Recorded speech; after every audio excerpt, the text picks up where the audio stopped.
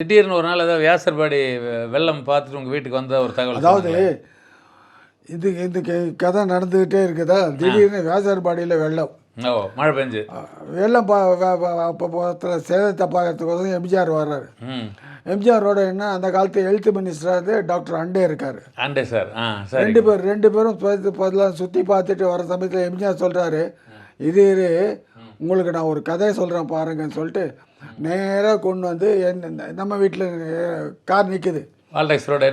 NSC Bose ரோட்டில் car நிற்குது. அப்படியே கம்ப்ளீட்டாக ரோட் ஜாம் பேக்கடு. எம்ஜிஆர் இந்த வீட்டுக்கு வந்துட்டாருன்னு சொல்லிட்டு பார்த்த உடனே எங்கள் அப்பா கீழே உட்காந்துருக்காரு. எங்கள் அப்பா ஆஸ் யூஷுவல் கீழே வெளியில் போகிற சமயத்தில் சாயந்தரத்தில் ஒரு வேஸ்ட்டு மேலே ஒரு துண்டை போட்டு கீழே உட்காந்துருக்காரு. இவர் எம்ஜிஆர் வந்துட்ட உடனே எம்ஜிஆர் பார்க்கணும்னு சொல்லிட்டு இவர் மேலே வர்றாரு. போலீஸ்காரர் விடமாட்டேன்றாரு.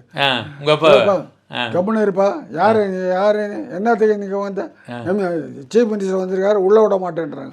உடனே அங்கே இருக்கவன் சொன்னான், யோ அவர் பார்க்க வந்ததே இவரை தான், நீங்கள் இவரை உள்ள விட வேண்டாம், வீட்டுக்கு சொந்தக்காரே விட மாட்டா, எப்படியா அது நடக்க. உடனே போலீஸ்காரர் மன்னிப்பு கேட்டுட்டு உள்ள விட்டார். எப்போ மேலே பக்கம் வந்தார். மேலே பார்க்குது. வந்த உடனே எங்கள் அம்மா கேட்குறாங்க, ஏன்பா உனக்கு இங்கே இந்த வீட்டுக்கு வரதுக்கு இப்போ தான் எனக்கு டைம் வந்து கிடச்சிதா, மனசு வந்துதா அப்படின்னு கேட்குறாங்க. எம்ஜிஆருக்கு என்னன்னா, அந்த காலத்தில் அம்மா கையில் சாப்பாடு போடுவாங்க.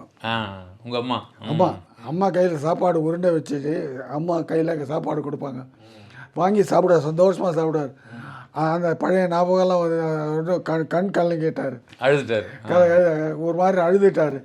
உடனே அம்மா சொல்கிறா, இல்லைப்பா நான் விளையாட்டுக்கு தான் கேட்டேன், நீ தப்பாக நினச்சிக்காத, அது ஒன்று நினைக்காத. இல்லைம்மா இல்லை, எனக்கு என்னென்ன அந்த பழைய ஞாபகம் இந்த வீட்டில் இந்த இடத்துல இருந்ததெல்லாம் எனக்கு இன்னும் ஞாபகமாக இருக்குது. இந்த வீடு வந்து எனக்கு ஒரு சொர்க்கம் மாதிரி. இந்த வீடு தான் என்னை தூக்கி கொடுத்து பெரிய ஆளாக்கிச்சு. நான் இன்றைக்கி எவ்வளோ பெரிய ஆளாக ஆக்கலாம்.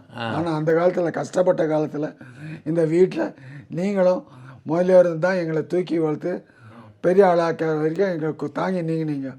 அதனால் இந்த வீட்டையும் உங்களையும் நான் என்றைக்கும் மறக்க மாட்டேன் அப்படின்னு சொன்னது.